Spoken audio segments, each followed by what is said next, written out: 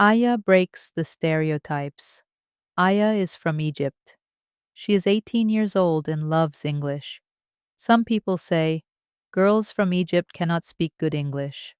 Aya feels sad when she hears this, but Aya says, I will show them. I can do it. Every day, Aya studies English. She watches movies, reads books, and talks with friends online. At school, some students say, you are too shy, you cannot speak well. But Aya smiles. She knows she is learning. One day there is an English contest at school. Aya wants to join. But her friend says, no, Aya, people from our town do not win. Aya says, I will try. I believe in myself. At the contest, Aya speaks about her country and her dreams. She uses simple words, but she speaks clearly and with heart. The teachers clap. The students listen carefully.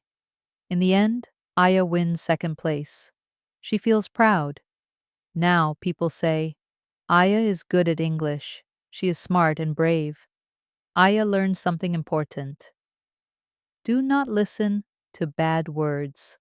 Believe in yourself. Break the rules that are not true. Aya is happy.